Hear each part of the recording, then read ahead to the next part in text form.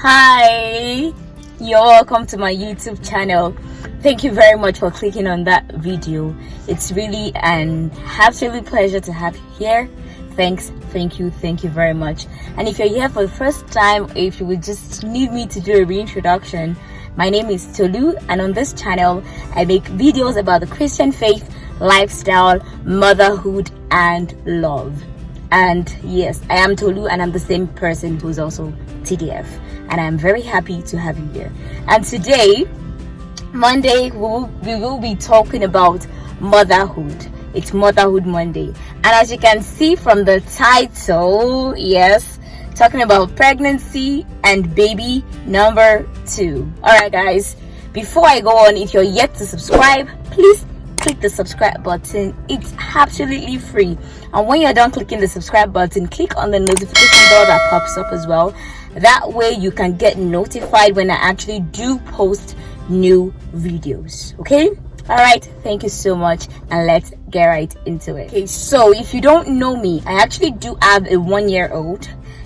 His name is Karis, and we had him in 2020, and now this is 2021 July. Okay, and actually, since when my husband and I got married, my husband's name is Pastor Daniel Folarin, and since when we got married, as Nigerians that we are, we've had people ask, oh, when are you guys going to have your baby? Oh, okay, how many babies are you going to have? Now, you know the way Nigerians are. Let me not go into details about that, because that's not really the bone of contention. But anyway, people always said, or asked when we were going to have babies, how many babies we're going to have.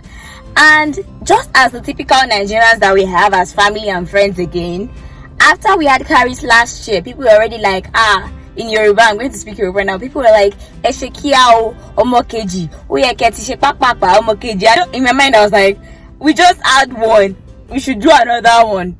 Okay, now no problem. And one of the main reasons why people were saying that, why people were saying go ahead and have your second child, is because a lot of those people believe that it's better to just have your kids like pam and not space out. That way you can raise all your kids together. And being the young woman that I am, people thought that would be beneficial, and then have my kids and I can go back to my normal way of life. And to think about it, it makes sense. But one thing we are missing now was perspective. To those people that works, but to me it was like, is this really what works for me?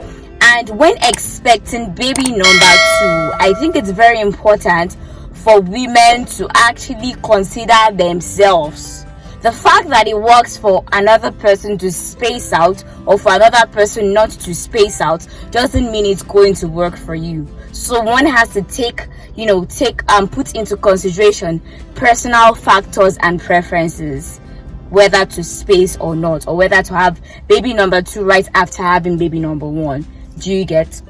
Because at the end of the day, this child raising thing we are into is not child's play at all.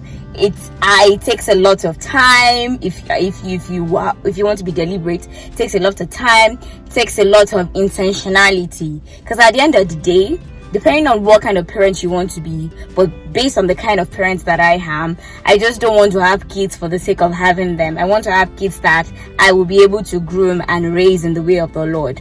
So if it takes me to have them, one in 4 years or one in 2 years, depending, I'm not telling you guys what works for me, but like, you get what I'm saying, right? So depending on what works for me, that's what I will do, depending on what works for my family. So that should be considered.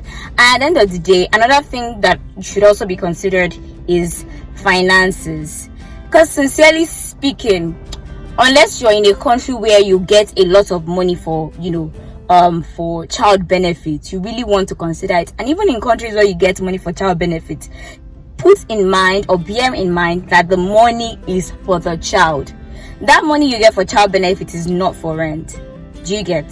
A lot of parents, when they want to have kids, are like, we're going to get money from the government anyway, and they fail to take note of the fact that that money is actually for the child. The government that gives you money knows what they are doing. They are not just doing charity. Do you get?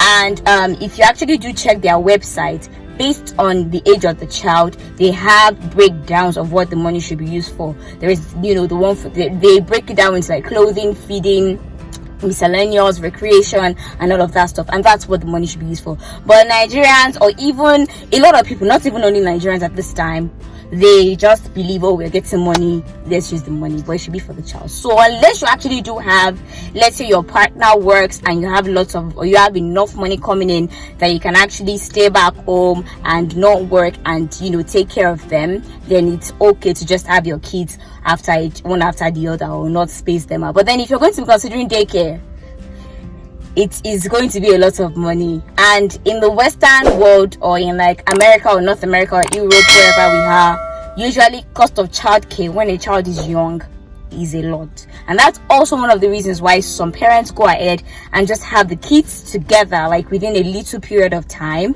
so that they can stay home in that, let's say, the first 3 years, and just raise the kids together, and then go ahead and put them in school or daycare. So that way they're not spending a lot of money on childcare. So at the end of the day, again, it depends on what works. But it's very important to not just be like, oh, people are saying I should go ahead and have kids, let me go ahead and have kids. It doesn't work that way. Another thing to note is this, that I put at the back of my mind when people tell me you should have another one. I'm like, okay, I know my pregnancy is going to be different. For example, when I was pregnant with Keris, it was an absolutely breezy pregnancy. Like, I didn't have any morning sickness, I didn't throw up, I wasn't nauseous or anything. Although at that time, we had certain stressors that kind of made me stressed, but it wasn't stress, so to say. Like, my husband was relocating, there was a lot going on. But then with the pregnancy itself, I was flexing, really.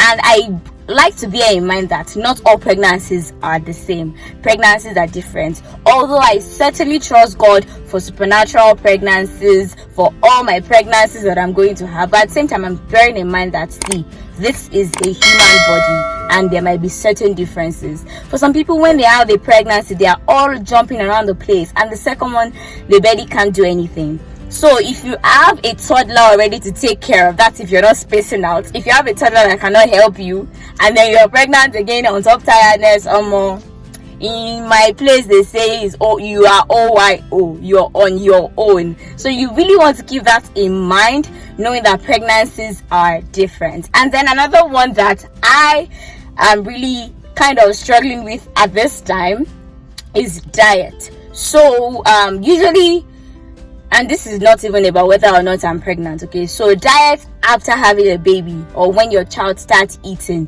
A lot of times as the mom, you just really get busy with everything happening in the house. You get busy with trying to clean, trying to, stock up the house, trying to do lunch and all of that. And a lot of times you even forget to feed yourself after feeding your baby. And before you know it, you're feeding on the leftovers.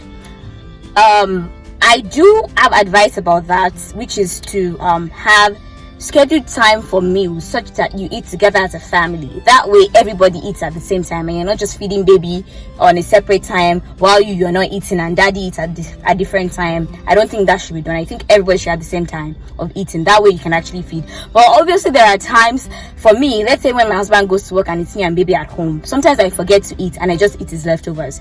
Imagine if you're pregnant and you're still into that habit, and then you're not eating well enough and you're eating crumbs. You don't really want to do that, because you need nutrients, so does the unborn baby in the stomach, right? And then if you're just feeding the big brother or the big sister without feeding yourself and the baby, then you're really not balancing everything. So that's another thing to take note of, just to be deliberate about that part. And then maybe this is probably the last thing I'll talk about, because I don't want this video to be too long. But then caring for a small child and caring for you and baby can be a lot of work, especially if you don't know how to juggle, especially if you're now still working again while you're pregnant and caring for your little one. Unless you really have some support or some help, you really might want to consider some of these things that I've mentioned, so that it's not going to be as if pregnancy is bad, or nobody told you, or you now start being miserable, which you shouldn't be. Time of pregnancy should be a time where you would absolutely enjoy every moment, because whether you like it or not, you're going to miss those moments, and they go by so fast. You think 9 months is a long time, but before you know, boom, baby is out, and you're like, what's happened? Nobody told me. So yeah, that's those are the things to take note of. Having kids together within a short period of time, spacing out is good. It depends on what works for a person. So that brings me to the end of the video, guys. Oh yeah, and I'm going to let you know if I am expecting baby number 2, but really I'm mentally preparing myself. Sure, you get, and preparing myself mentally. But at this time, who knows if I'm even pregnant? Maybe I'm already pregnant. But anyway, if you really want to know, just stay tuned. And if you're yet to subscribe to my YouTube channel, please do click on the subscribe button, and remember to click on the notification bell as well, so that you can get notified when I do post new videos, and perhaps to carry you along my pregnancy journey. I didn't carry you guys along with Caris's, so this second one will roll the ride together. Thank you so much, and I'll see you guys in my next video. Bye bye.